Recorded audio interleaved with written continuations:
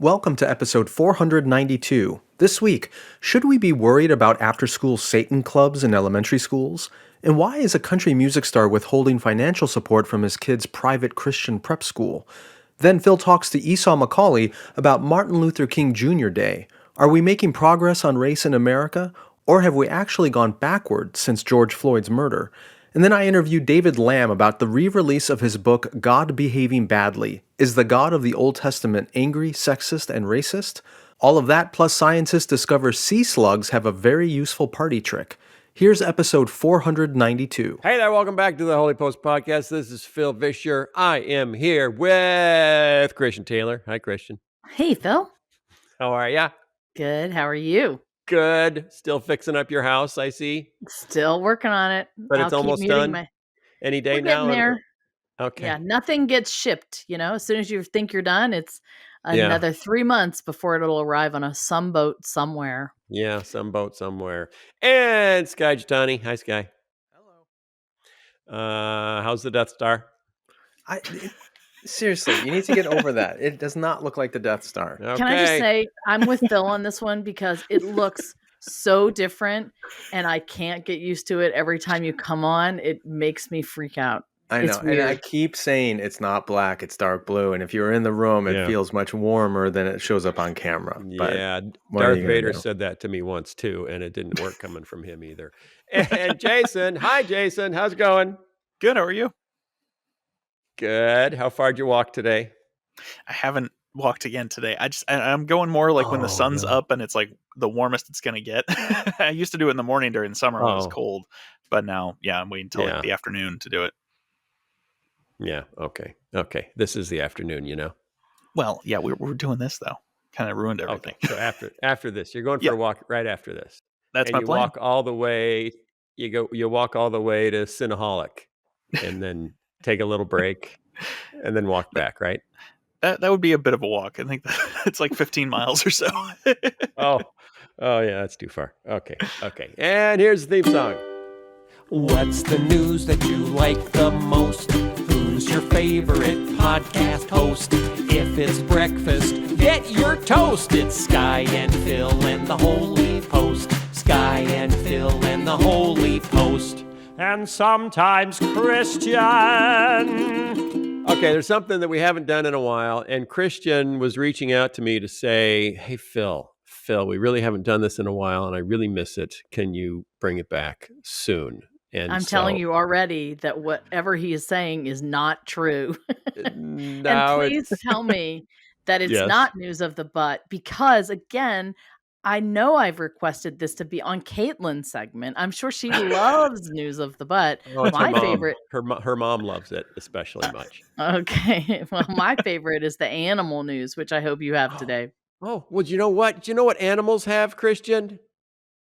They have butts. They have butts. And now it's time for news of the butt. And now it's time for news of the butt. But this isn't entirely, this isn't entirely butt-centric. It's not butt-centric. Maybe it's butt-related. I don't know. It's butt-adjacent? I wasn't going to say that, but you did, so there we are. I want to talk about sea slugs. Because a Japanese researcher discovered something interesting. A Japanese researcher was looking in a tank at a sea slug and noticed that its head was detached from its body, and its head was crawling in a circle around its body. Okay, before I can understand the story, could you please define a sea slug? Is it like an earth slug that swims?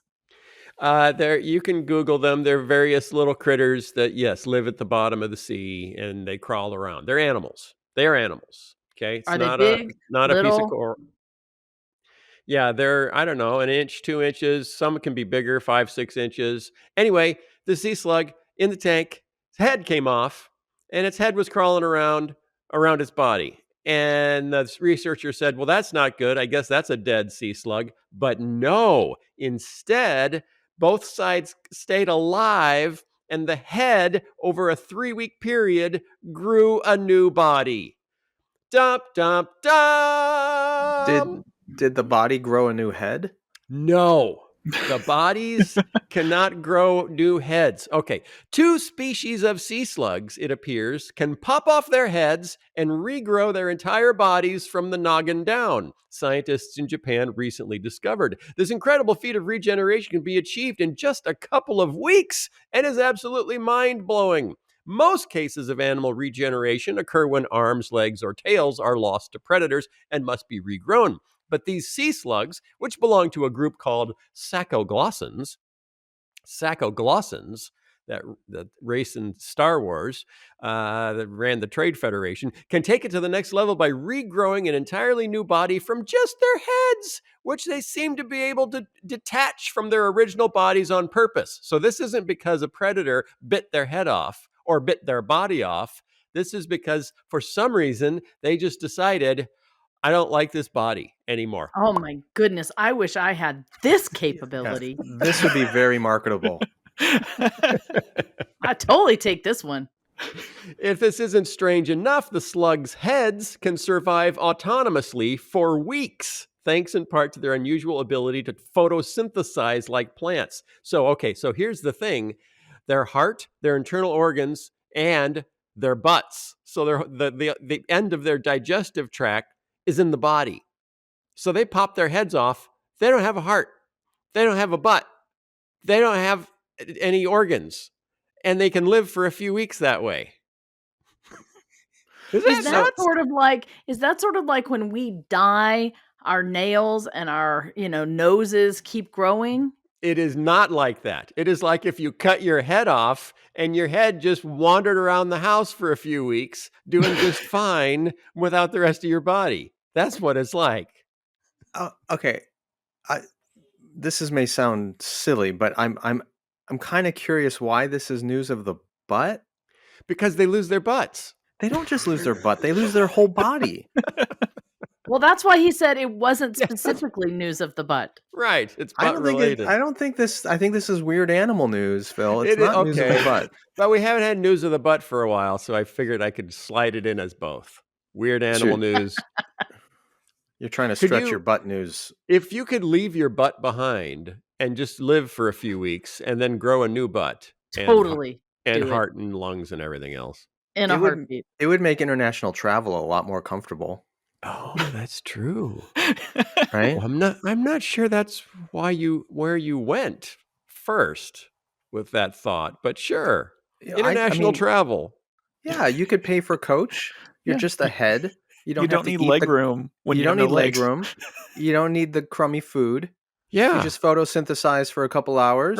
Right. You get to the other country, you grow a new body. I'm shifting into photosynthesis mode for a few hours. And when I have a new body and see a cheeseburger, I'll shift back to cheeseburger synthesis mode.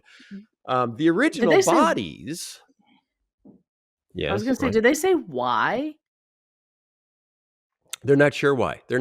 One theory is that maybe their bodies have become infected with a parasite or something, or they just get tired of them. I don't know.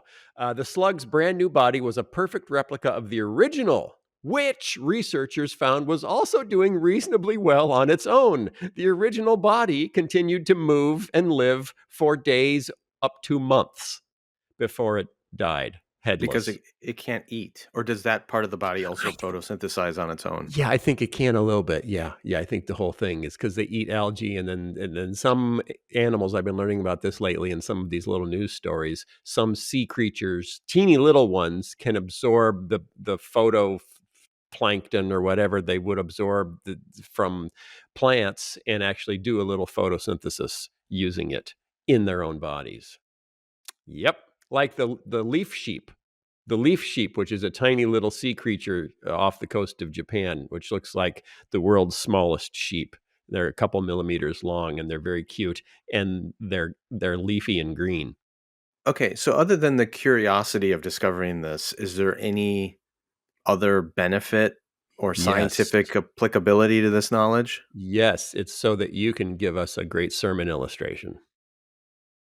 Well, Something about the body of Christ. Yeah, but this sort of contradicts what Paul says in 1 Corinthians 12, right? Where, the I can't say to the ear, I don't need you. Like, apparently the head does not need the body. So maybe the bad application would be Jesus is identified as the head of the church.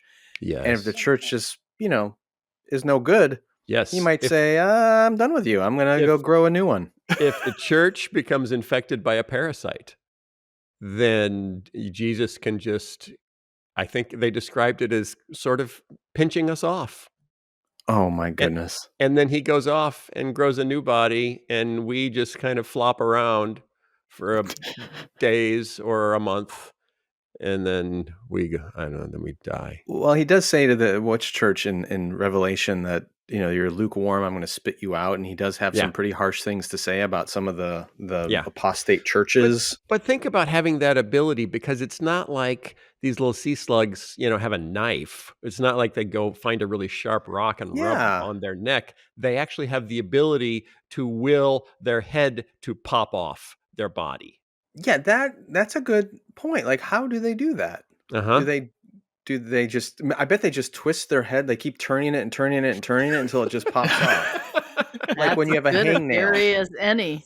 Or maybe have you ever done Mama Had a Baby and your head popped off with a dandelion? Or you just pop the head of a dandelion off with your thumb.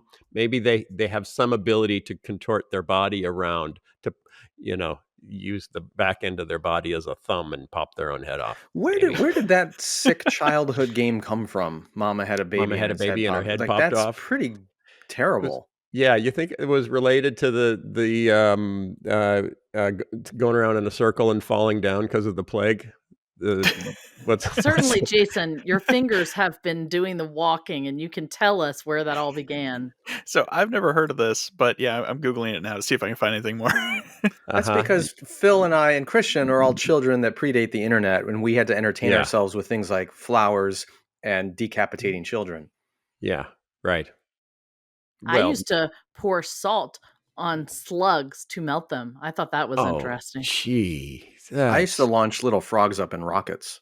This is terrible. This is terrible. Someone in California a few years ago was walking under a tree, and they noticed in the tree a turtle hanging from a balloon. It was alive. It was just sitting there saying, "Hi, little help." So I thought that'd be a great children's book story. It's because someone tied a little turtle around a balloon around a little turtle and just let it go, let it float away, and it just ended up in a tree sitting. Hey, hand, can I get a hand? And he was fine. What a story he had. What a story. That would be a great children's story. What did he see along the way? Did he see? Who did he meet? Did birds talk to him? Did they peck at him? What was it like? You would be encouraging children to find turtles and tie balloons onto them. You can't do that. Okay, sea slugs. Because if you tie it around the sea slug, they're just going to pop their head off and crawl away. That's the end of that. They'll grow a new body. All right. So here's what I can find about this rhyme / song. It appears that it was in a Mother Goose book back in the 60s and 70s, and that's there's not much on Google. I'm finding forums of people talking about how they remember the song, but they can't find anything about it. There's nursery rhymes and stuff about it, but nobody really knows where it came from or why it's associated had a baby with. and its head popped off? Yeah, can't find anything more about that. Is it related to dandelions? There's videos of people doing it with dandelions, so that appears to be part of it, but I can't find anything specifically about a history from it. Well, that's fascinating. Don't you think that's fascinating? Everybody out there, don't you think this has been fascinating? A nice little break from what are the white evangelicals up to now? I was about to say, I almost went there when you said, there was some sort of parasite in the church. We are the parasite. Yeah, this has been News of the Butt, but not really, but sort of anyway, sort of, kind of here. This has been the News of the Butt. We need to talk about Satan. Can we talk about Satan? Is that a good topic? Is that a more cheerful topic than Mama had a baby and her head popped off? Can't wait. It's equal. After school Satan clubs are popping up in public schools. Is Yeah, debate continues over Satan Club, set to meet Thursday at a Quad Cities elementary school. Quad Cities, do you know where the Quad Cities are? Iowa. Yeah. Well, two are in Iowa and two are in Illinois, right across the border. So it straddles the Mississippi. It's I forget all the Quad Cities. It's Davenport and Moline and East Moline and Rock Island. I forget. Anyway, if you were in the Quad Cities, this is why this caught my attention, because if you are in the Quad Cities and you fall into the Mississippi River, about a half an hour later, you'll float by Muscatine, Iowa, my birthplace. So it's right up the river from Muscatine. So some parents of students at a Moline elementary school are in shock, while others are curious after learning about a new after-school club, the After School Satan Club. All I can hear is Dana Carvey as the church lady behind Satan. Satan is run by, guess who's running it? It's our old friend Lucian Greaves and the Satanic I've missed Lucian. I know Lucian Greaves has been he's maintaining a low profile lately. I just think I don't know why. It was just more fun to watch people storm the Capitol. Doesn't it sound like an aftershave? Lucian Greaves. It sounds like Selsun Blue, smooth. Lucian Greaves. I don't know. I think what I think is interesting is I do wonder if he felt like he became head of this satanic church because his name was Lucian Greaves, or did he change it? He changed his name. Change it. That's not his real name. Yeah, that's his stage name as the leader of the Satanic Temple, which, as we've discussed before, isn't a group for Satanists. They don't actually believe in Satan. It's a performance art collective of some sort. It's an anti-religion secularist group. It's a strict separation of church and state group. The After School Satan Club is run by the Satanic Temple, according to a flyer promoting the club. Students who attend must have permission from parents. The first meeting is coming up at 2:45 on Thursday at Jane Addams Elementary School in Moline. The flyer says what do you think students will do in an After School Satan Club? It seems like it would be obvious, don't you think? Oh, I'm probably roast children on an altar. Until their heads pop off. That's right. The flyer says students will do science projects, puzzles, games, arts and craft projects, and nature activities. Are there patches? Do they get patches? No, but they have a logo. They have a logo, and the logo says the Satanic Temple After School Satan Club, and then has a cartoon picture of Satan in the middle. Is it a bath mat? No, it's kind of crazy looking guy with a mortar board on his head and a fancy jacket, like 19th century jacket, and horns. And his pupils or irises are two different colors. Because kids love that. They love that look. Sounds appealing. Adults with horns and different colored eyes. The after-school Satan clubs meet at select public schools. Now, here's a hint, where Good News Clubs also operate. Are you familiar with Good News Clubs? Dum. Yeah. Good News Clubs have been run for years and years and years by Child Evangelism Fellowship. Local 4 News from Moline reached out to Child Evangelism Fellowship and got a statement from spokeswoman Lydia Kaiser, who said, Child Evangelism Fellowship believes in freedom of religion, so supports the formation of any clubs and doesn't feel threatened by Satan clubs. We just want to go on the record. We're not threatened by Satan or his clubs.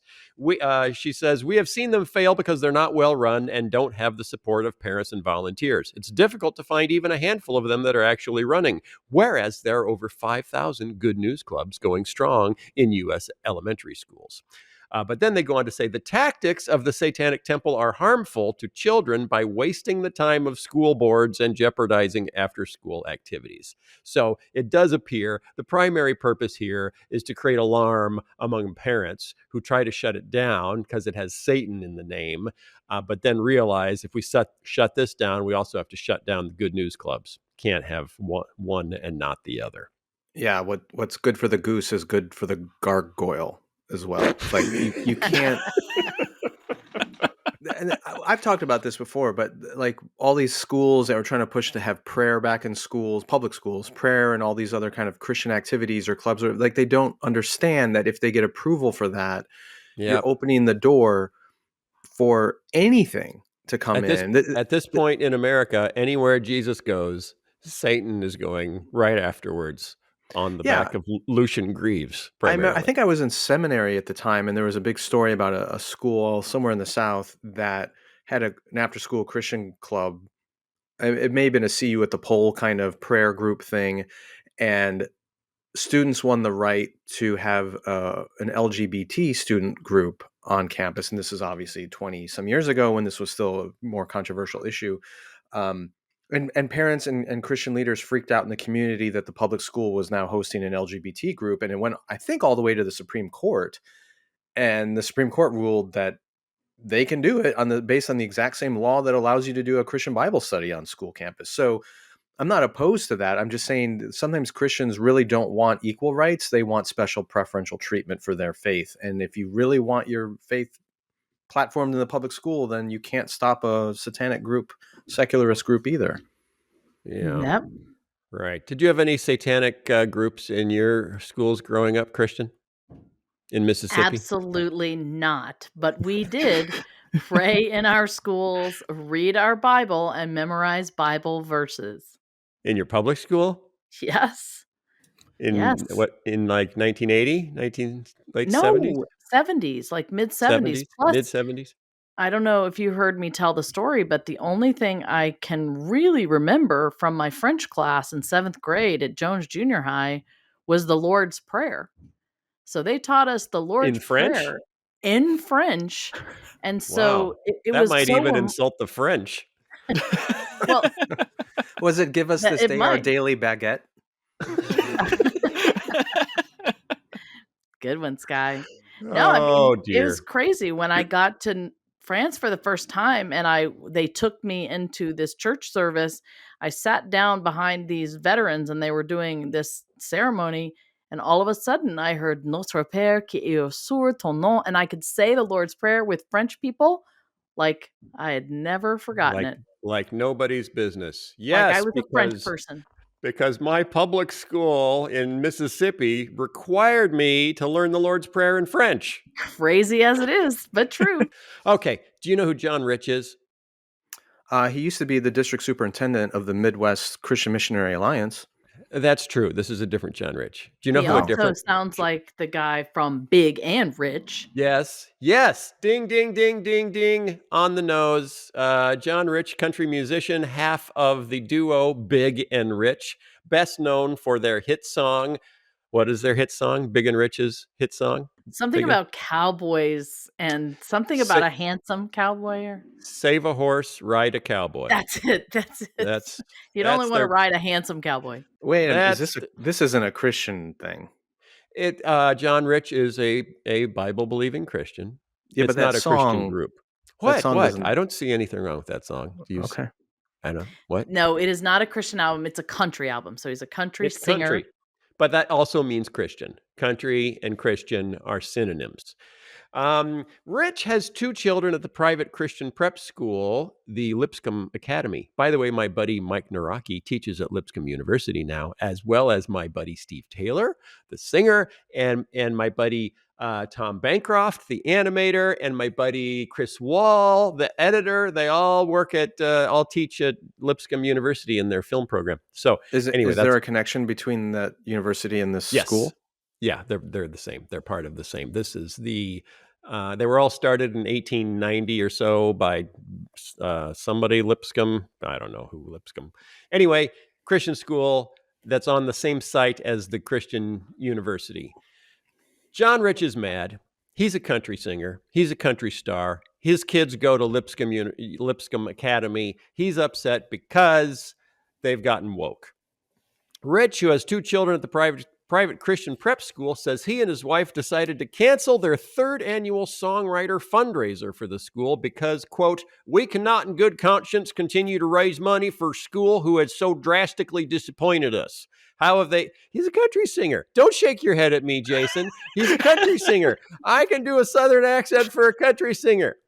No, you can't do a Southern accent at all. I hate to tell you. I can. I sure can. You sound like Mater from Cars. Yeah. Oh, I think he's Larry Southern. the Cable Guy. Get her done. I'm not going to raise money for that Christian school if they gone all wokey tokey. It's like honky tonky, but more racially insensitive. Yes, Wokey Christian. tokey actually kind of goes together. That's what's funny. I think that you're going to make people very upset. I love it. Who am I going to make upset? Wokey tokey. Let's do the wokey tokey and turn ourselves around. Because the people who are woke are probably also toking. It's brilliant. So, Lipscomb Academy has a director of cultural diversity, African-American teacher, and they distributed in the middle school an essay that talks about white privilege. And that made Mr. Rich very, very angry. And so he's not going to support the school anymore and wrote an angry email, which has been circulating among parents. And he says, and this is, okay, his brand, he has his own line of bourbon and other stuff under the brand Redneck Riviera. So we got a country singer. Sounds classy. The brand Redneck Riviera, who says, and this is for the record, Rich says, racism does not exist at this school based on my experience there. Okay. So we're going to ask a white guy whether racism exists someplace. Based on his experience. That sounds like an objective point of view. So they don't need to talk about it. So we don't need to talk about it. We don't need any essays that mention white privilege because there's no racism here because I was there once and there wasn't any racism toward me. We all love Lipscomb and want to see our school return to its roots. And we want it to be, this is what they want it to go back to, being a completely Bible-based institution. Okay, and this is a quote from Mr. Rich, not Mr. Big, his friend, but Mr. Rich. Whether it be race, climate, or any other sensitive issues, the Bible addresses all of those things. So why are we talking about other sources of knowledge? And I wanted to bring this up actually, because I've heard this quite a bit, that if you talk to a historian or a sociologist, that you're rejecting the sufficiency of Scripture. That the Bible, the dumbest thing I've ever heard. Sorry, that is just absolutely, that's asininity by definition. When you have a clogged toilet, do you consult? Bible? Do you consult the Bible? Yes. When you have, I don't know, sea slugs infecting your lawn, do you consult the Bible? Like, I pray away the sea slugs. To say the Bible is sufficient and authoritative and inerrant does not mean it addresses all possible issues and situations one might encounter. The Bible addresses race, climate change, and all other sensitive issues. Okay, but just give me a minute here. So yes, the Bible addresses those things. No, it doesn't. If the Bible addresses a lot of those things. It does not address climate change. It says that, well, maybe not. How does it address climate change? Okay, stand by. Hang on. Keep your pants on. It doesn't address climate change, but it does talk about caring for the earth and how we are supposed to be good stewards of the earth God created. So there's some fine. The Bible also says that we should care for our bodies. That doesn't mean I don't need to consult with a doctor when I've got, I know that something going on. You're derailing my question. So my question is this: if the Bible is talking about religion and those other things, and we just want to use the Bible to address it, okay, well then let's have the Bible and use the Bible to address the racism and those other issues that they say we're having. But racism doesn't exist at that school. So we don't have to address it. Okay. So here's the other thing I want to say about that in defense of my Southern brothers and sisters. So this is what I think they mean by that. When I was growing up, I had absolutely no idea that there was any racism in my church or school. Mm-hmm. And if you asked me or any other white person that we knew, we would say the same, that there is no racism. Why? because we're nice to Black people. Okay. Okay. So just give me a sec. Mm-hmm. So we would see the Black people that go to school with us or whatever. We would be nice to them. We would smile at them. We would, be kind. And so what that meant was, if I behave that way, then I am not a racist. And so if you were to ask 13-year-old Christian, is there racism here? I would have said no. If you would have asked my father, he would have said no. Why? Because, we all get along together. Now, what I know now is, like you said earlier, I was a white person living in that world. Think you still are. World could I? That's true. How in the world could I know their perspective? How in the world could I know what they were feeling or thinking? Okay, Christian, I totally agree with you. But let me ask you this. When you were a child or high school or whatever, and they don't ask you, is there racism in your school or in your town? If someone asked you, is there racism in America? What would you have said?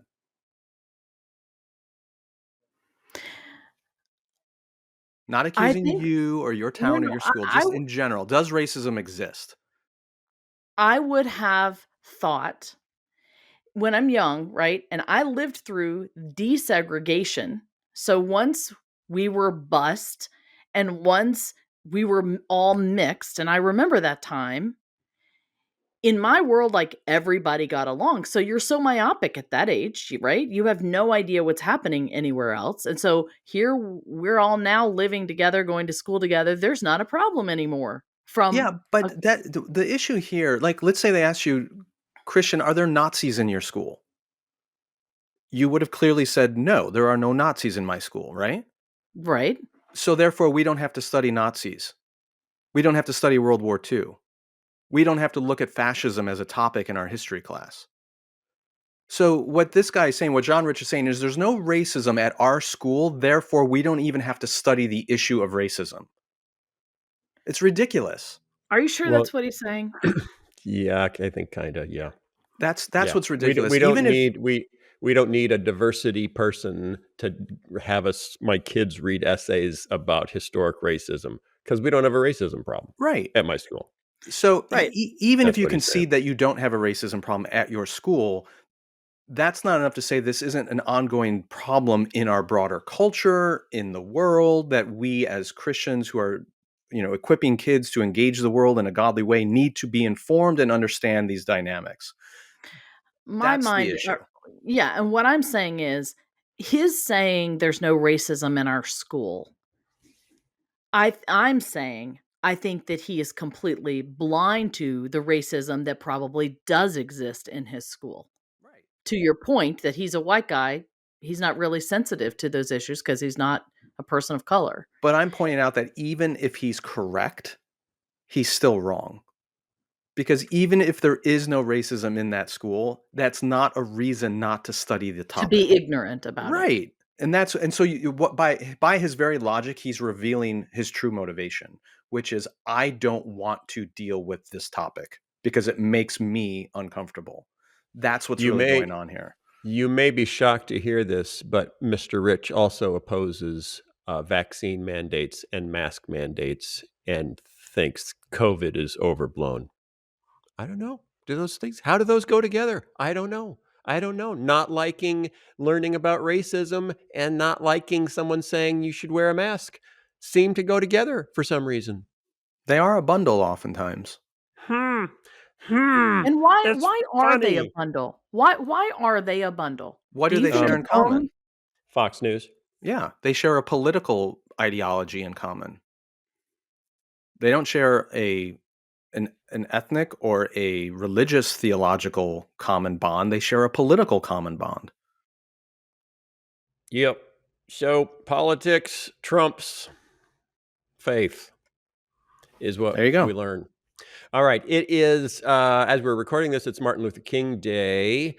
I was going to talk extensively with Christian and Sky and Jason about Martin Luther King Day and where we are on race issues over the last 2 years. And I thought, I don't know, 4.5 white people talking about where we are on race. I'm not sure if that's really valid.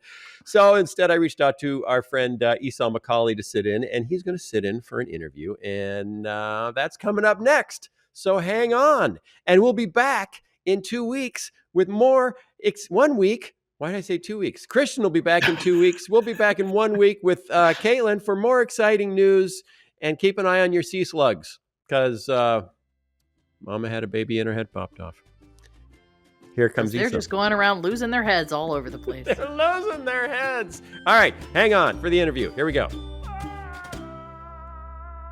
I'm here with Dr. Esau McCaulley, Dr. Reverend. You're also ordained, Dr. Reverend. I think this Esau is just fine. I don't need too many other titles. I want more titles. Well, just doctor will be fine. The right Reverend? No, Okay. Just doctor. That'll be fine. Dr. Yeah. Esau. Yeah. I'm glad to have you back on the show again for your, I don't know, third or fourth time. Third. My wife keeps count. This is my third time. I told her I was going to be on the Holy Post. She said, "Oh, when did they schedule you?" 15 minutes ago. So it doesn't really count because I'm at the back end. I'm the plan B. But she will listen. You were not the plan B. You were me. I plan what I'm going to do on a show the morning of the show. Okay, then I feel much better then. And I kind of woke up and it's like, okay, we're actually recording this on MLK Day. Is it just going to be, am I just going to sit around with 2.5 white people talking about MLK? And I said, that doesn't seem right when I have friends like Esau or, Theon Hill and others. So, but here's what I want to talk about, because I've been thinking about this a lot. 18 months ago or so, we had, I don't know if you remember this, George Floyd. Do you remember that? Yes, I wrote articles about it. You did. Yes. You spoke. Yes. Yeah. And for a moment, a lot of white evangelicals were reading. We're not talking. We're listening and reading, and then saying, "Oh, this is interesting. Do we need to do something?" Yes.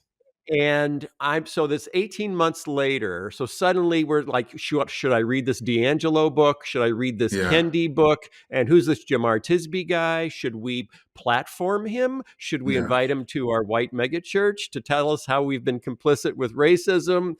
And there was quite an interesting moment where us white guys with platforms kind of shut up for a second or two and tried to put Lecrae on and see. Well, I don't know. I think it's really interesting because I think if you look at the history of African American advocacy, we tend to say the same things over and over again.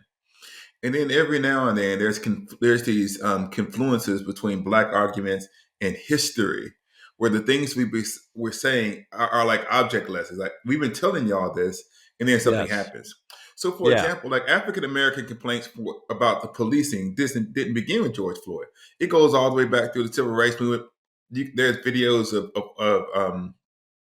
the water hoses and the dogs, and sometimes that's why the Black Panthers started. I mean, that's Black Panther started for a variety of other reasons, but we'll put that to the side for right now. Okay, but what I was going to say, though, is that what you see is that sometimes things conspire to put this in the news. And so, Jamar Tisby's book that I think went to the New York Times bestseller after George Floyd was written a year before that. I think it came out in January. And so what happens is sometimes people reach for our material. And you can read those things, but unless you're willing to wrestle with the ways in which these things exist apart from crises. And so I think that what happened was that there was a national event that captured our attention. And then I think there was 3 books that went to the New York Times bestseller list. They were in Christian circles. I think Austin Channing Brown's book did. Which one was that? What was the title of that one? I think it's I'm Still Here. I don't know the entire subtitle. Okay. And then the other one was Latasha Morrison, and then the other was George Tisby's book. Now they were good books in their own right, so I don't want to make it like push them to the side. What I'm saying is that people started to listen, and I think it was not surprising to me or to African Americans more broadly that like after the news cycle went away, people went to other things. That tends to be the case. The same thing happens with the civil rights movement. Part of the reason the civil rights movement got so much attention was around that same time, America is fighting communism, and the people, the things that are happening to African Americans are being actually on newspapers in Russia. They're saying this is what democracy does. Democracy is a failed experiment. And so some of the international pressure on the United States helped bolster the civil rights movement. So oftentimes African Americans kind of find themselves needing, if we're going to get attention from certain segments of the church, we need some kind of external thing. But the other thing that I would say is that like that may not be our goal. In other words, I'm not sure that it was Jamar's goal to convince white evangelicalism that they needed to do A, B, and C. What I think they were trying to do was tell the truth. And I think you have to say something along the lines of truth has its own value and its own merit, even if nobody listens to you. You know, the Bible talks about people looking for a city whose builder and maker is God. In other words, I would want to say that African American Christians are oriented towards the truth. Then we tell that truth based upon what we see in God's word. And sometimes people listen to it, sometimes people don't. One of the things that happened, and I don't want to get you caught me. I got to make sure I get my filter right. You caught me on a Monday afternoon. But one of the things that was really interesting was how quickly the conversation shifted from race to other issues. So in other words, we got a lot. And by the way, I think the narcissism is like really bad, right? We got a lot of energy for narcissism, like we solved racism. In other words, there was this like pocket of 6 to 8 months where we were reading and talking about race. As a matter of fact, one of the things that was going on during that height of the pandemic, the first major spike of the pandemic, was anti-Asian racism, anti-Black racism. Those are the conversation topics. Those are the issues. And then we kind of switched over to yelling at the same 8 to 10 mega church pastors who evangelicals always get, a certain segment of evangelicals always get mad at. And Black people and other people is pushed to the side again. And it's kind of this recurring cycle. We get some attention and then evangelicals left and right go back to fighting each other again. Right. Okay. But here's what I'm curious about. Your opinion of, and that was grammatically horrific, but I'm going to stand by it. It wasn't very long after I, put out a couple of videos to talk about racism that somebody said, "Hey, you're woke," and they meant it as a compliment. Yes. And then about a month after that, somebody said, "Hey, you're woke," and they meant it as a pejorative. And then about a month after that, people said, "Hey, he's woke," and they meant it as a delineator of acceptable Christian behavior, so that now you should be disregarded and shunned. So what I'm wondering, because between the CRT outrage, and the wokeism, the woke mob is coming for me because I tell the truth. Are we... and maybe you don't even care one way or the other, is the white evangelical church actually now further away from addressing issues of economic justice because of this new stigmatized fear of being with the woke? Well, they have this thing in at least African American parlance called the black tax. Or not even not the black tax. What do you want? I'm trying to think about it. Goodness, the language of it is escaping me. But if you look at what happens after the Civil War, you get African Americans get freedom, you get Reconstruction, and then after Reconstruction, it's backlash. That was the thing that was slipping my mind. Backlash. Yeah. So you have the end of Reconstruction, where African Americans go into the Senate, and then Jim Crow comes. Huge strides, and then you get smashed. Clamp it down.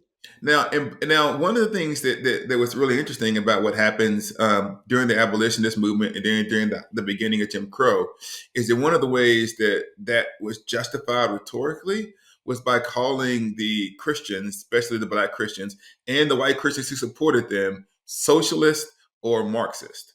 So that happened around the abolitionist debate. It happened at the beginning of Jim Crow. Interestingly enough, you have the civil rights movement. The rhetorical, the language that was used to delegitimize the civil rights movement was, look, King is hanging out with these communists at the civil rights movement. We make some gains, and then what do you have? You have the war on drugs and this need to get tough on crime and kind of the backlash. So what do you have? You have the Obama presidency, first Black president. African Americans are talking about justice. And some evangelicals are starting to be sympathetic. And then you have an entire backlash again. And so actually what's going on now is, unfortunately, what tends to happen with African Americans as it relates to speaking about justice. And the thing that's really frustrating about it is the same playbook. I mean, this is Martin Luther King Day. Who is he writing to? He's writing to the white moderates who are saying, you know what? You're pushing too far and you're pushing too hard, and you're going to cause more trouble and you're not going to bring things forward. The other thing that I would say about that, though, is that you should go and take a look at this. I'm going to send your people to the internet. I did it yesterday. Go click go to Amazon and go to Christian social issues. Right? Just look at like the top 20 books on Christian social issues. Yeah. If you look at those books, there might be one or two that you would call advocating for like Christian depictions of social justice, right? Most of those books are actually warning Christians about wokeness. In other words, there are more books that are selling right now in Christian circles warning people about justice than there actually are books that are selling that are for justice. And so what you're seeing is, you're correct. There is now a cottage industry that exists where people are making money saying these people who are talking about justice are actually communists who want to destroy Christianity. And so I do think that where we are now is probably worse than where we were 2 years ago. Mm-hmm. I think that's a fair statement. But what I would hope, though, is that at some point that rhetorical game that these people are bad Christians isn't going to work. I would hope that we would like read our Bibles and see that the law and the prophets and the Psalms and the Gospels and Paul and John, all of these talk about a God who cares about the stepped on peoples of the world. So I think stop, go back. I hope that we would read our Bibles. Yeah. Yeah.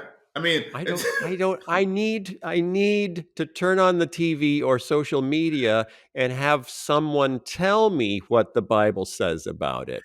Can I say myself? Yeah. Can I say something about that? I know you're messing around, but this is actually really important. And I want people to look at this. Okay. I want people to examine how little this conversation actually engages with the scriptures. In other words, when someone says, I care about poor people, I care about justice, what you then get is, here's 20,000 words about how this stuff comes from Germany and you can take it to the Frankfurt School. And they do all of this stuff. And then they say, this is why when that person says that they care about the law and the prophets to talk about justice, are lying to you. There's never actually an exegetical defeat of the argument. In other words, people say like, this is what I meant. You can say something that is kind of completely unbiblical. You can say something that is completely true in the Bible, and you can invalidate it by claiming it's from Germany. In other words, people say something like this. These critical race theorists are separating the people into categories like victim and oppressor. And the word oppressed is up and down the Bible. Like God says, what do you mean stepping on the face of the poor? God is the defender of the oppressed. So in other words, the Bible depicts a reality in which there are oppressed people who are oppressed by society. And then people say it's the critical race theorists who divide people between oppressors and oppressed. Now, it doesn't mean that every single depiction of oppressed and oppressor are the same. Like there's a direct correlation between what the Bible depicts and what other theories depict.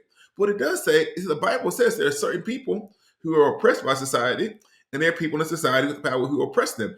And you can't even have that conversation without having a 45-minute detour about critical race theory. And so what I would say is that, like, what people have is that if you don't have the power of a good argument, you have the power of platform. And the power of platform means you can tell a lie so much that before I can even talk about Jesus and the Bible, I have to prove to people, this is probably what's changed more over the last 2 years. Before I can even talk about what the Bible says, I got to have a 45-minute conversation about something else. I was invited and maybe I won't get invited to this event because I haven't responded to the email. I was invited to an event at some institution that says, "Will you come and have this debate about critical race theory?" Oh. I was like, why didn't you invite me to come and talk about what? And I'm not speaking about critical race theory as like, I'm not pushing that to the side. But I've written nothing about critical race theory because I'm a biblical scholar. And you didn't invite me to come and speak about what the Bible says about what the Bible says about justice and oppressed people. So in other words, we have centered the debate around a tool of analysis rather than the central claim that Black people have made, which is namely society treats us in unequal ways. And so you're correct that I would say that there's a host of distractions that are now between the Christian and the issue of justice that weren't there 2 years ago. But it's not a new phenomenon. It's not a new move. It's just the fact that it's the same move that gets tried over and over again. It's a new manifestation of the same thing we've seen, just in a new generation. And I would say something else. If a lot of my friends who are African Americans, who are Christians, who started off in this, like, who've been doing this justice work for a long period of time. And when the first kind of wave of critical race theory conversation hit, we tried to explain, okay, here are the things that we agree with, here are the things that we don't agree with, here's how my work is different. It was like a good faith question. And then after a while, we was like, this isn't a real debate. It doesn't matter what I say, I'm going to be presented unfairly. So I know a lot of people who just don't engage in that conversation anymore. And I would say this, if the first question that you have to me is asking me about critical race theory, then I kind of have a suspicion that you don't actually really want to get to the bottom of what the Bible has to say about the justice for the oppressed people, but you really want to have a debate. And it's really about phraseology to me. Yeah, I agree. So a lot of people in the audience want to be part of the solution, want to help. Maybe they've tried to say something on social media. They got shut down hard by friends or relatives because they're promoting Marxism and the destruction of the nuclear family. Clearly, if you were quoting the wrong Black Christians, you're on the wrong. So what's your advice? How can I be part of the solution in such a politically fraught environment? Oh man, if I knew that, maybe I'll write a book about it. What I would say is, I don't know if there is a pain-free solution to this problem. Yeah. In other words, I feel like the best thing to do is to become.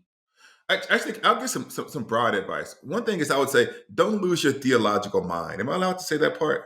What I mean is, what I'm saying, and this is really important to me. If I can say something that's really important to me, is the following. I believe that the Bible is important. I believe the Bible functions as an authority and a guide in how I function and live my life. And sometimes when you care about the scriptures and you see people living in ways that aren't in accord with scriptures, and you come to them and you try to explain things to them, and they yell at you and they call you a bad Christian. What sometimes happens is people internalize that message. Well, maybe I am a bad Christian. Maybe I am reading the Bible poorly. It may be they're reading the Bible correctly. Therefore, I need to get rid of the Bible to find justice. And what I want to say is to people, like, I think that this moment has taken a lot from us. It doesn't need to take our deep and abiding commitment to Jesus and what he says about the world. So I would say, the first piece of advice I would give you is you actually have to be convinced in your own mind, in your own heart, that you love the Lord and that what he actually says in the scriptures are true. And don't let these people take the Bible from you. The second thing that I would say is that it's going to hurt, because some of the people who you really looked up to and who you saw as spiritual mentors in other areas can fall really, really short when it comes to issues of race and justice.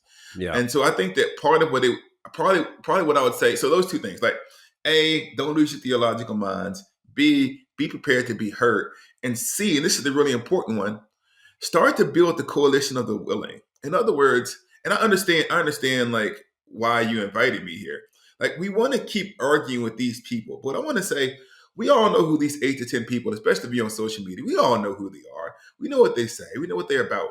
If we could spend all of our time rage tweeting at these same 10 to 15 people, yelling about how horrible their books are, or we can begin to build healthy communities that imbibe or that they contain within themselves biblical orthodoxy with a concern for the marginalized people. So what I would say is turn your attention from toxicity towards hope. And that might mean you may have to leave some of the churches that you're a part of, but like don't just leave Christianity. Find a healthy church. And if there isn't a healthy church around you, start one. And have some grace. And what I mean is don't have grace towards them strictly for their benefit, but for yours. Because toxicity, like I just seen so many Christians who care about justice become the antithesis of that which they love. They have the same kind of public shaming, the same kind of vitriol, the same kind of bitterness. What I would say is find a way to leave those spaces before you become like you do damage to your soul that you need to recover from. So build things. And this is the last thing I would say. And this is really true. Like people who talk about these things, I know they think this is the case. They think that we make like millions of dollars to do this kind of work. Like they just, I don't know. They think you just rain money down on Holy Post. But there are people who make their living doing the hard work of contending for justice while keeping their kind of spiritual and theological bearings in something that we understand as historic Christianity. Invest in those people. Invest in their ministry. Support them, buy their books. And listen, don't ask me to like list all of the books. Like do the labor of finding these people and exercise discernment. And just like really, really say, with my time and my resources, I am going to support the people who are working towards the Christianity that I discern reflect God's own concern as revealed in his word and the great tradition. So build something. Don't just tear those people down. Build something. Like share these things.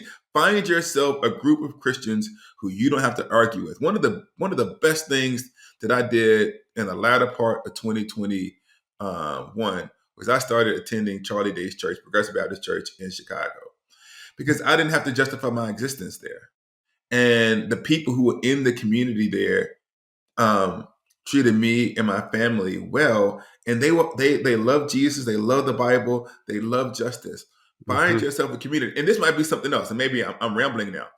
I noticed that like a lot of my white evangelical brothers and sisters don't want to go to Black churches. So if you really care about Black people and you really want to support them and your evangelical mega church isn't talking about this stuff, I bet you there's a Black church somewhere in your community that is. Why don't you go attend there and tithe there? Tithe. But Esau, how many white people can go to a Black church before we've ruined it and it's not a Black church anymore? Trust me, when Black people in charge, it's going to be okay. I'm not. I got to get in trouble for saying that. What I mean by that is the following: the Black church tradition has its own culture and ethos, and one of the interesting things about it is, like, for example, at Progressive has more white members than than most of the white churches I went to had Black members. And so there are white members of Black churches, and you can be there. Like, you're welcome. Black churches are historically Black because Black people were run out of white churches. We were never meant to be segregationist. So I promise you that most Black pastors, not all, because nobody's perfect, most Black pastors will welcome you into their congregations. Okay. As long as you come and you're not trying to take over stuff, and if you come as a posture of a learner, and I'm pretty sure you'll be welcome. I'm just worried we're going to mess up the potluck. I mean, nobody's going to eat it. Listen, let me tell you, Black people will vote with their plate. They will give you a respectable spoonful. And if you go home with half of your potluck isn't eaten, you need to get on YouTube and tighten your game up. I still got 75% of a 7-bean salad. I don't know what went wrong. We'll tell you. We'll say thank you. Like, we'll say thank you. Thank you. I will tell you that, like, this is what I'll give you some advice. Yeah. The questions in conjunction with the size of the portion that they got.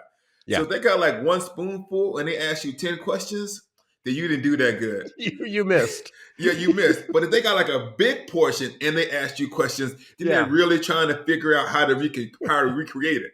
But if they got one tiny smooth point, what did you put in here? It's like, what were you doing? Yeah, what were you thinking? What were you thinking versus, oh, this is good. What did you put in here? Those are subtle. Yeah. Those are subtle. Yeah. Okay, cool. Esau, thank you very much. If you're looking for a book to buy, Reading While Black by Esau McCaulley would be a good place to start to support someone who we really appreciate here on the Holy Post. Oh, thank you. I mean, and I would say seriously, one of the things, it's not just my book. Like, take the time to find Black authors, especially those who may not have the same platform. I didn't have a platform when I signed my book contract, and I'm glad that people have bought it and supported it. But that's I'm like the low hanging fruit. Like, go out into the weeds, and find the voices that aren't often like with a bunch of Twitter followers. Like, go and search them out and read them and support them, and then share their stuff. Don't share. I mean, you can share Reading While Black. I'm sure my wife and kids will be happy with it.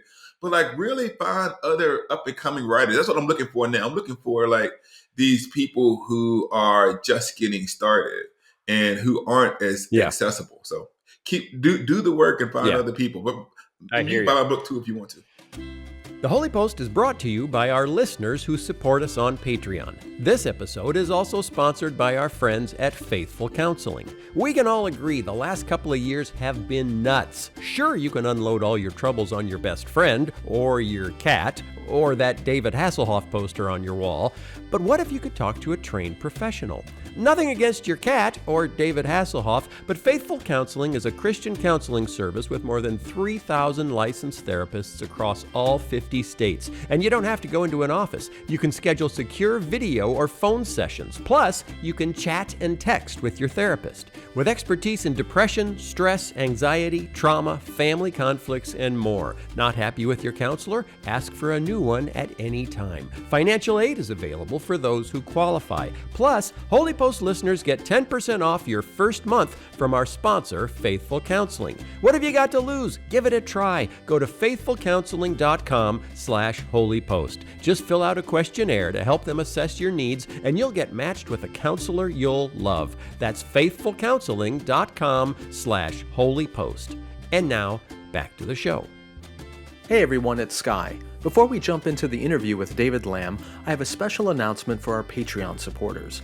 Our next live stream event is coming up on January 24th at 8 p.m. Central. Our special guest will be Josh Packard, the Executive Director of Springtide Research Institute.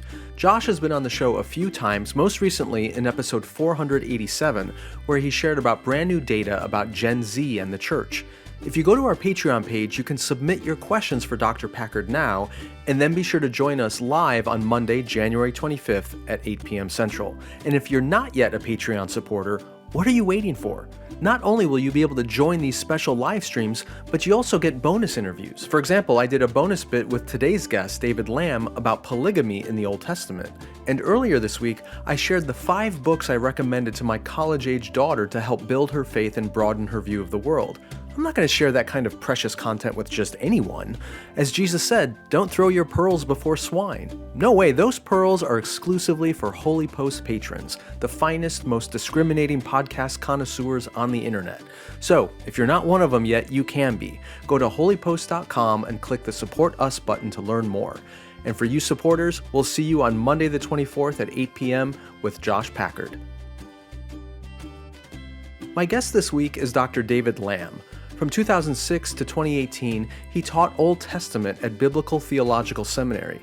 Since then, he's been teaching at Missio Seminary, where he's the Dean of the Faculty and the Alan A. McRae Professor of Old Testament. About 10 years ago, he wrote the book God Behaving Badly. Is the God of the Old Testament angry, sexist, and racist? An updated version of that book has just been released, and I talked to him about it. He's also written Prostitutes and Polygamists, a look at love Old Testament style. Dr. Lamb argues that a lot of us impose our cultural assumptions onto the Old Testament, which causes us to misread it. Rather than barbaric and cruel, he says the Old Testament is actually surprisingly progressive, and not something Christians need to be embarrassed about. So here's my conversation with Dr. David Lamb. David Lamb, welcome to the Holy Post. It's my pleasure to be here. So your book, God Behaving Badly, came out, it's over a decade now, isn't it? Yeah, well, 10 years. Well, just over 20, 2011. 2011. So when it first came out, I read it and read a lot about it because it was making a lot of waves.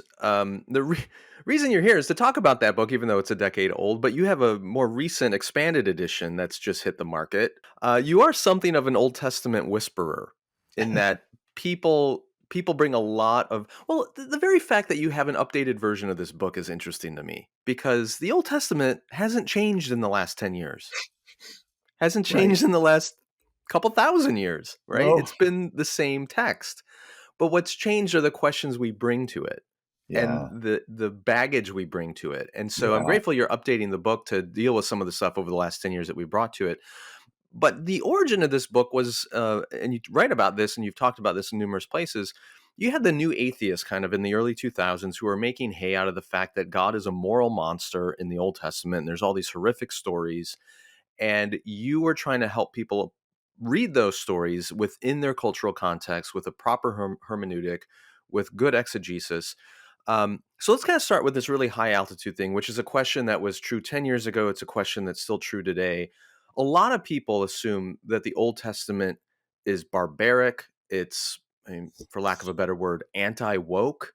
And it depicts a God who's tribal and vengeful, violent at times.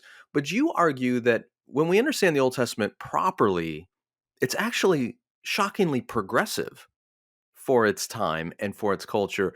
Tell me why. Tell us why. Yeah, It's progressive. That's a great introduction, a great preface. I would say yes, shockingly progressive. Again, we lived in England for 6 years. And, any of us that have traveled, I mean, even if, let's say you live in New York and you go visit Mississippi, or I was born in Kentucky, then I spent a lot of time in California. Even if you visit a different state, it's easy to kind of say, well, why do they do things so differently? I mean, in England, a lot of Americans, it's like, wait, they're driving on the wrong side of the street. And obviously that's kind of perhaps trite. But it's easy to look at a culture that does things differently. Because it's different, it's wrong. Because it makes sense for us to drive on the right side of the road, for example. Well, we kind of do the same thing when we approach the world of the Old Testament. We assume things about war and life and families, husbands, in a patriarchal world, husbands kind of almost possess their wives. And we're like, what? That is just wrong, wrong, wrong. And yes, I agree with that. I mean, again, for me, I go back to Genesis 1. All humans are created in the image of God, and that there are ways that God set up the world. But the reality is we live in a fallen world. And so I think we need to do a little bit of work to understand the ancient context. The problems, again, just don't magically disappear. But as we think about some of these, well, the one example I talk about both in God Behaving Badly and Prostitutes and Polygamists is this idea of a woman who's been raped. She's supposed to marry her rapist. And we're just going, this is so wrong on so many levels. And it just seems sexist or, obviously patriarchal. And, we don't have time to go into the depths of this, but as I've looked at the ancient Near Eastern context and particularly the world of the Bible, I realized that these Deuteronomy 22 laws about rape compared to ancient Near Eastern laws are shockingly progressive in terms of how they look out for victims. Rape victims, it's pretty clear it happens in a certain context, and it's pretty clear that there's a person, this woman has been raped, the rapist is to be killed. So I'm like, wow, that gets your attention. Now we could talk about, is that draconian? Yeah, we could talk, that's another discussion. But the law that the woman who has been raped should marry her rapist is in the context where this woman is almost certainly not going to remarry. And so she's probably going to become either she doesn't have a lot of options in that world, in that context. Right. Maybe a prostitute. Maybe she'll just become destitute. And when we jump to the story of David's family, his daughter Tamar, who was raped by his half-brother Amnon, after she's been raped, again, on one level, we could just say the Bible talks about rape. And I just think there are a number of incidents between Dinah in Genesis, the Levite's concubine at the end of the book of Joshua, Amnon and Tamar. The Bible talks about rape a lot. And I think for me, these women's story is being told. But as we specifically look at Amnon and what he does to Tamar, Amnon is unwilling to take Tamar as his wife, even though Tamar, this woman who has been raped, by her half brother, that's what she says. It would be more wrong for you to get rid of me, because she knows her world and her culture. Doesn't make any sense to us. But this woman in that context knew that the Deuteronomy 22 rape law was a law to protect her. So the idea, if I understand it correctly, is a woman who is horrifically raped in that culture, beyond the trauma of that incident, she's now tainted, essentially, can't be married. She's going to be destitute. Without marriage, you have no economic security. So the law is essentially saying if you've raped a woman, not only are you wrong for the behavior, but now you owe this person economic security for the rest of her life. Yeah, thank you. That's a great clarification. You are committing yourself to her, and you cannot divorce her. Yeah. So it's really important, like you said, the driving on the wrong side of the road, different culture values. We can't just read it at face value and assume we know what's happening in that culture and think this is just a horrifically barbaric thing. But to that end, are there other examples, hot button stories, for example, that get a lot of bad press from religious skeptics or atheists even, that when properly understood reveal something admirable about the Old Testament or admirable about the character of God in the Old Testament, but we just don't see it because of our cultural lenses blocking our vision? Yeah. I mean, there's perhaps too many to cite. But I mean, I'll just jump into I think the most problematic story that I encounter, or portion, is the story of the Canaanites, the Canaanite conquest. I write about it, not just in my books, but actually I wrote an article for Relevant magazine 10 years ago, where I speak about it as a genocide. Right. Other people have called it that as well. So that's not a first time thing for me, but I find that perhaps to be the most troubling. Mm-hmm. And again, I can't claim, I don't, and I've got some books on my shelf that address this. None of these books are going to solve this problem, because it's just going to be highly problematic. The thing I tell people is there are things that we can do to make sense of it. One of the points is it was a different world, and borders were not established, and so nations were always moving in and taking other nations out, conquering other nations. I think that's wrong. I think we would all kind of say that as wrong. But God is clearly doing something to provide for his people. These guys are, the Canaanites would view them as illegal immigrants, right? They're new to the land of Canaan, and they have been oppressed for hundreds of years in Egypt. They need a place to live, where they're not going to be enslaved. God does tell them to wipe these people out. But God also tells them that he is going to drive these people out. And the fact that you find more language that of God driving the people out than you do see of them being wiped out. So we have to, well, which is it? Are they being completely obliterated in warfare, or are they being kind of pushed aside? Well, I think we have to just acknowledge that there's maybe some hyperbole going on in the text. And some people feel uncomfortable with that. I think Um, it's clear from the book of Judges that all the Canaanites were not wiped out. Yeah, John Walton is a friend of the show. We've had him on to talk about this, and he's talking about, he calls it ancient trash talk, where there's this hyperbolic language about wiping out Yeah. enemies, and it's not uncommon in other ancient Near Eastern literature to see that kind of language. And Yeah. there's no doubt that or maybe there is some doubt, but that's one way of interpreting the language that we see in these stories. I think that's important.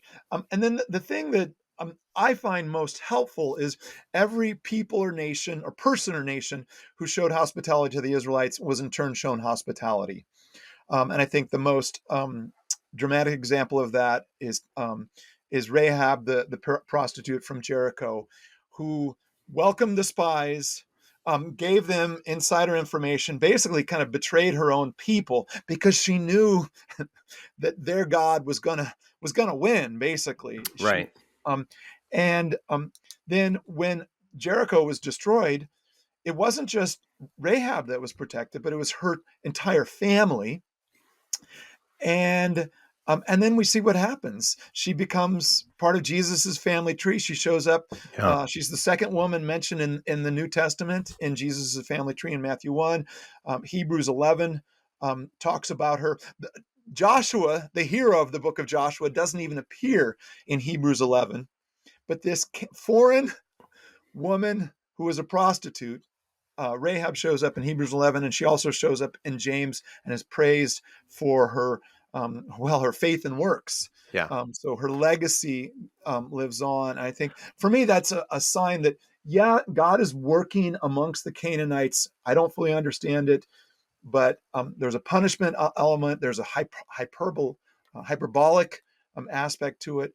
And there's a redemptive aspect that we see with Rahab. Okay, so let's talk a little bit more about the violence issue and judgment against nations that's we see in the Old Testament, vividly with Egypt, and you see it with some of the nations that are driven out by the conquest. And it isn't merely that God wants to give this land to his people. There's also language about him judging these people for their immorality and their child sacrifice and all kinds of other things that they did.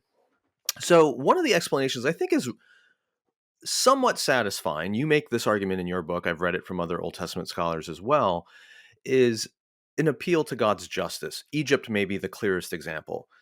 Pharaoh had been oppressing in horrific ways God's people for generations, and judgment was finally here. And I think for especially a younger generation today that is so attuned to matters of social justice, they can resonate with much of that in the Old Testament, that God is on the side of the oppressed. He is going to bring justice to the oppressors. That all works. Like, it makes sense of some of these stories. Here's the problem.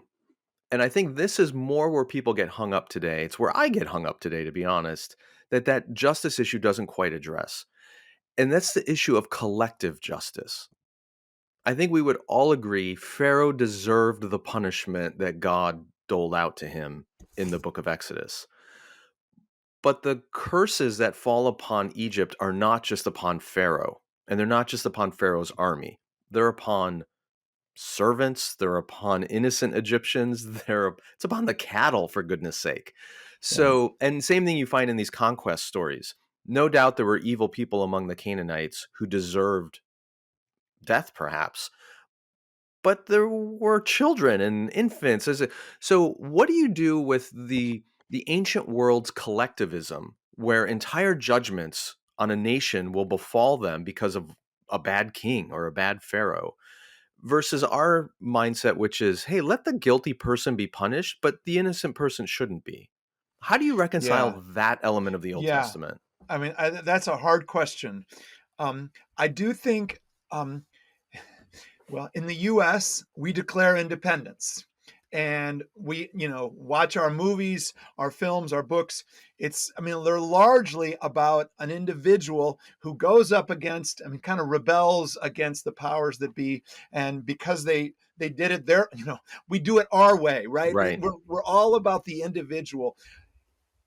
Throughout the rest of the world, and, go to the Middle East, go to Asia, parts of Africa today, people are much more likely to view things communally, corporately. And I think that is the world of the Bible. Now, again, there's always a time and a place for individuals to make a decision. I will follow you. But, you know, Paul's letters, most of Paul's letters were written to groups of individuals, to churches, but we tend to read them like the joke that I Jeremiah 29:11, I have plans to, to prosper you, to bless you, Right. etc. And it's like, hey, that's for me. It's like, no, that was a letter that Jeremiah was writing for God to a group of people who are exiled in Babylon. And so I think we need to think about the rest of the world. They have a sense of like how both blessings and curses, judgments, and the good things and the bad things affect a whole number of people. And we see that today. So I think it is troubling to us, particularly as Westerners. But I think the more we read or visit or travel and expose ourselves to folks that think more corporately, communally, I would even say biblically, these things in some ways become less troubling. It's still troubling, but I think that is a big part of it. Yeah, I mean, the reality is mistakes I do affect my sons, affects my wife, and the fact that God throws His lot in there, judging women and children, um, and that's troubling. But look at the texts that actually talk about women and children. They are we get no details. And again, I think there's some room to either view things hyperbolically, or that they are, the point of those texts isn't that, and we killed the children and we numbered the children. These 47 children from 0 to 5 were killed, and these 38 children, Right. there's no details like that. And the point is that those people were being obedient. And I think that that's the point of that the text is trying to make. And I don't fully understand it, but it's Yeah. not God wants to kill children. And if that's our takeaway, we're really missing something there. Yeah, I think this is the hard part. I can grasp the idea that an ancient culture like ancient Israel or Egypt or Mesopotamia, or pick your ancient Near Eastern culture, was a collectivist culture. And therefore their writings are collectivist in their outlook, and we live in an individualistic culture, and there's this gap, and so there's this misunderstanding. But the question you come back to then is, okay, if that's true of the ancient world, if that's true of ancient writings, is God a collectivist or is God an individualist? Yeah. And I don't know how to answer that question, but I really wish I could. Yeah. Yeah. Well, again, I don't know. I think there's a way that it's both.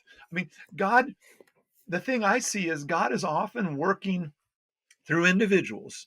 He calls Abraham, but he calls Abraham to be a blessing, and not just to his descendants, but to all the families of the earth.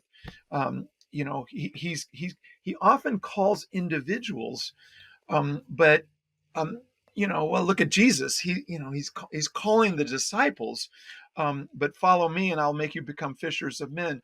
And he says the same thing to a bunch of different people, and then he even calls, he calls those the pairs, right? The pairs of brothers, James and John, Simon and Andrew. So in his call, and a lot of it's towards individuals, but there's calls towards groups, and then there's obviously Paul's letters and these other things. So I think God is, one of the things I like to see in Genesis 1. Let us make man in our image. And when it just comes up in my classes, people go, Trinity, ding, ding, ding, ding, ding. I'm Right. like, okay, slow down. Yeah, maybe we see hints of that. I mean, I think we really need to go to John 1. In the beginning was the Word was with God, to see more of that. But male, they are male and female. And then you follow the pronouns there, and it's he made them in his image, and he made them in his image. And I think there is a way we see that God And God's image bearers somehow reflect God's image, not just as Adam and Eve, but as Adam and Eve, or as the first humans. The maleness and the femaleness in some ways symbolize God and God's, well, I see a hints of a trinity there, of a corporateness, a communalness in God and God's nature that we need to be thinking about. Well, David, we're about out of time. Like I said, you are something of the Old Testament whisperer for many of us, and your books have been immensely helpful. And I appreciate, though you're an academic, you've written these books in a way that is they're accessible to an average Christian or somebody who's skeptical or questioning Old Testament ideas. And grateful for the update and the transparency that you apparently have put into that new version of the book. To remind everybody, the first book was God Behaving Badly is the God of the Old Testament, Angry, Sexist, and Racist. And then more recently, Prostitutes and Polygamists, a look at love, Old Testament style. I know many in our audience they're often emailing us or engaging us online with these kinds of questions. And so I recommend you pick up David Lamb's books and get started in those. I think it'll answer a lot of your questions, and at least you'll be more informed around the issues that go into interpreting these texts, even though, as we've admitted in our own conversation, there's still questions that we can't figure out. Yeah. But David, thank you for your time and for your scholarship and for serving us in the church with your work. Appreciate it very much. It's my pleasure. Thanks, Guy, for the invitation. And it's a delight. I love talking about these subjects, even though it's hard. It is hard. I'm grateful you do. The Holy Post Podcast is a production of Phil Vischer Enterprises, that's Phil's company, and Sky Pilot Media, that's Sky's company. Production assistance by Julie Betcher. Editing by Jason Rugg. Help us create more thoughtful Christian media by supporting us at patreon.com/holypost. Also, be sure to leave a review on iTunes so more people can discover thoughtful Christian commentary plus ukulele and occasional butt news. Visit holypost.com for show notes, news stories, and more.